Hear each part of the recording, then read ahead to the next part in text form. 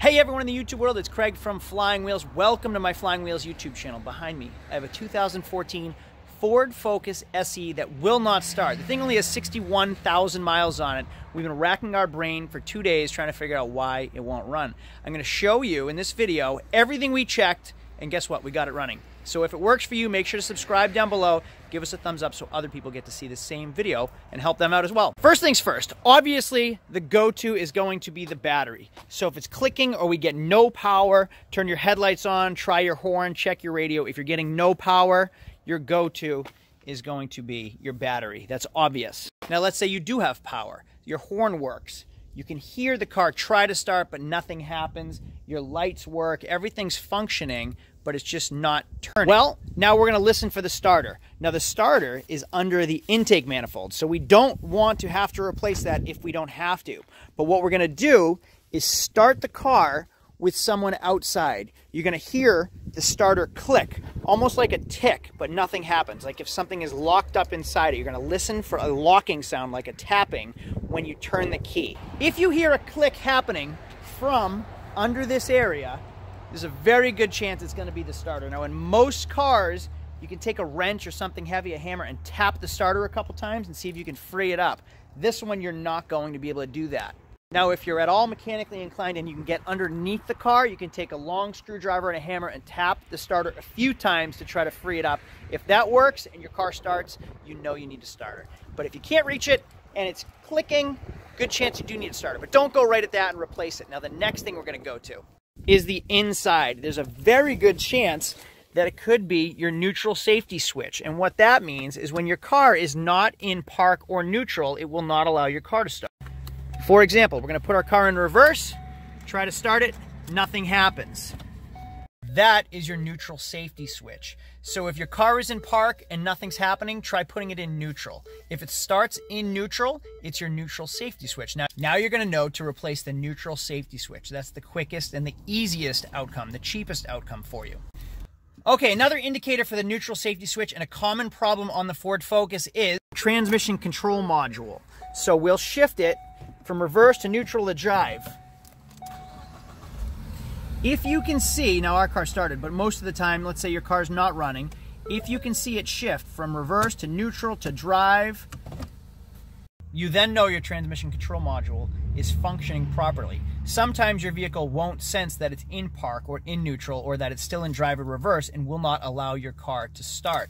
I've read on a few posts that people have had to push their car into park a little bit harder or try to put it in neutral, but try pushing it into park harder and force it up to see if it will then start. That wasn't our problem still.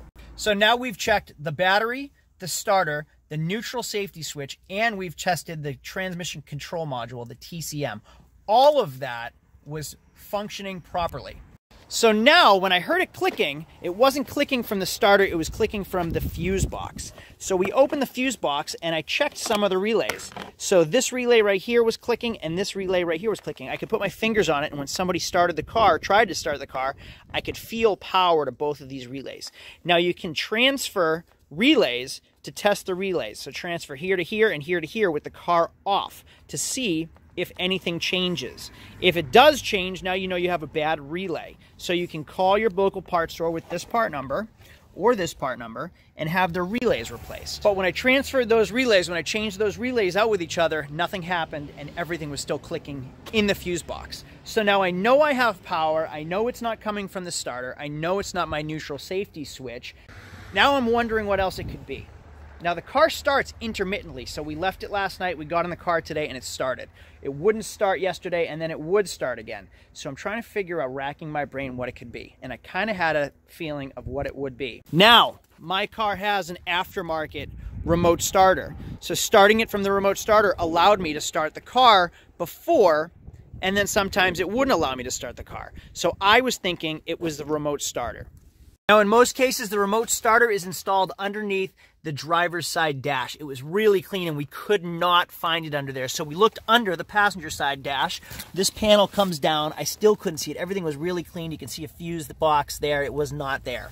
So what we did was open the glove box and we could see through here in this little pocket right here was the remote starter system. Here it is right here. Sometimes these malfunction. If you think of it, it works as an immobilizer. It allows your vehicle to start, and sometimes it won't allow your vehicle to start. It was malfunctioning. Not a fan at all of aftermarket remote starters. My wife's grandmother had a Ford Focus, and we were having the same issue. I told her when she first wanted that remote starter not to do it. They always malfunction. You can't rely on them if they're not a factory remote starter, but she wanted it. 5 years later, she wanted to get rid of her car because it was intermittently starting and not starting. Well, I removed the remote starter. Everything was fine.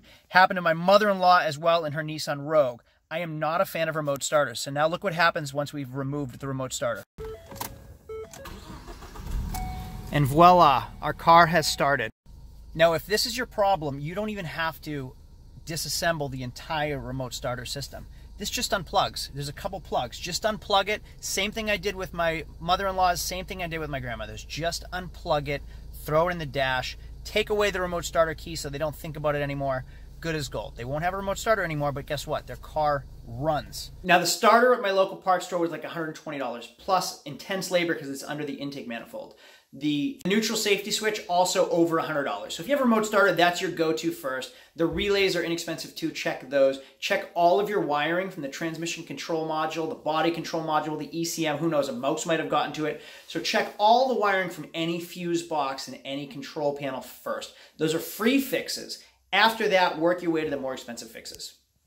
This is what was keeping my car from starting. If this video was at all helpful for you, do me a favor, give me a thumbs up so other people get to see the same symptoms of their cars and how to fix it. Also, make sure to subscribe down below, and you can hit a little bell down here and get a notification every time I make a new video. All car tips and tricks, anything auto-related, this is the channel for you. Thanks everybody for watching. I hope this was helpful. I'll see y'all later. Adios.